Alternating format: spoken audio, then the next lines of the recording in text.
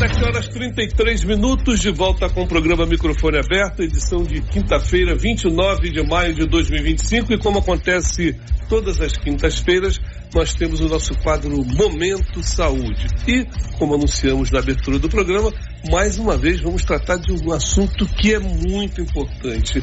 Um programa que a Prefeitura criou para reduzir as faltas nas consultas e exames. Você imagina, a pessoa às vezes fica aguardando, é difícil marcar um exame ou um tipo de consulta com um especialista, a agenda está lá para frente, aí chega no dia, a pessoa falta, tira a vez de outra que precisaria muito com urgência estar fazendo o exame e sequer justifica ou avisa antes para poder colocar uma outra pessoa no lugar. Para tratar desse assunto, nós estamos recebendo em nossos estúdios aqui de Anchieta a Sandra Carriço. Ela é enfermeira e auditora da Secretaria Municipal de Saúde. Por isso, agradecemos a disponibilidade e a presença da Sandra em nosso estúdio. Bom dia, Sandra, tudo bem? Bom dia, Alexandre. Bom dia aos ouvintes da Rádio Massa FM. É um prazer estar aqui e falar de um assunto assim tão importante. Ok, vamos falar então sobre esse programa Saúde Sem Falta. Qual é a do programa? Bom, Saúde Sem Falta, ele veio para ajudar a minorar os casos de absenteísmo na saúde. Que vem a ser o absenteísmo? A falta a consultas, a exames, a cirurgias que são programadas, tanto pela Secretaria Estadual de Saúde, tanto pelo município também, porque a saúde, ela é dividida, né? Ela é tripartite, então tem coisas que são de responsabilidade do município, tem coisas que são de responsabilidade do Estado. E aí a gente instituiu esse programa justamente para monitorar essa fila, né? E tentar diminuir esse impacto. Perfeito. Bom, então está explícito que o principal motivo para a criação desse programa é a falta das pessoas às consultas e aos exames. Agora, na prática, o que ele pode resolver, o que pode agilizar para diminuir isso que é um problema muito grande na área da saúde? Bom, a gente vem monitorando desde janeiro. Nós fizemos reuniões sistemáticas, primeiro para entender essa problemática. Levantamos os dados do Espírito Santo, que está em média, geralmente 30% de pacientes faltam a consultas e exames especializados. Caramba. É alto, né? Então é um problema que tem nos preocupado. E aí, diante disso, nós resolvemos descentralizar as ações. Nós instituímos um setor específico só para monitorar, comunicar e ter essa relação mais próxima com o usuário. E aí, a partir desse momento, a gente consegue, né? Desculpa, Alexandre. É quase uma busca ativa, liga para lembrar, não esquece, né? Mas mesmo assim, né, mesmo fazendo todas essas ações que elas pautam desde a centralização da instituição do setor, campanha nas mídias sociais, né, a gente também está fazendo essas ações itinerante nas unidades de saúde, o setor, para a gente poder aprimorar. A gente ainda tem um número de absenteísmo. A gente consegue perceber que de janeiro até abril nós diminuímos, né, quase 11%, e isso é um feito muito grande. Mas mesmo assim a gente ainda tem, né, pacientes que deixam de comparecer e não nos avisam antes. Bom, mas da instalação do programa para cá, então já houve um avanço, né? Já houve essa redução que pode aumentar ainda mais. Sim, nós estamos empenhados para isso. Perfeito. Alguma área específica, exames ou especialidades em que as faltas são acontecem de forma mais frequente? Sim, a gente monitora tanto por estratégia da saúde da família, por território, para a gente saber qual localidade, né, que o índice de absenteísmo é mais alto, como também a gente monitora por especialidade. E aí a gente tem tantas especialidades aqui no município que chama atenção as primeiras consultas para as terapias, psicólogo, fonoaudiólogo, né? A gente tem um índice também ainda alto para as consultas de nutricionista, dermatologista.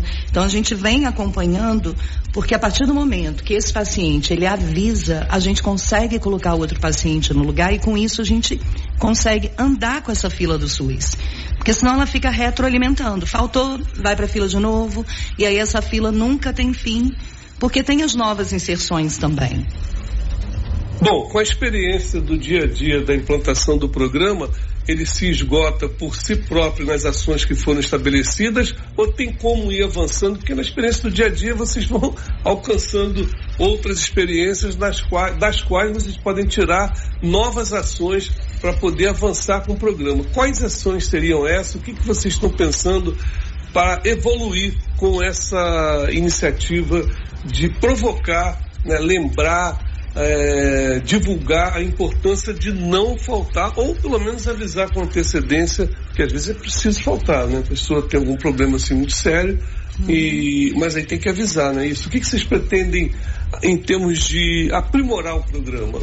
Bom, uma das ações a gente já iniciou, a gente tira relatório, né, mensalmente, com o número de pacientes que faltaram, nome e a região, qual estratégia que ele está vinculado.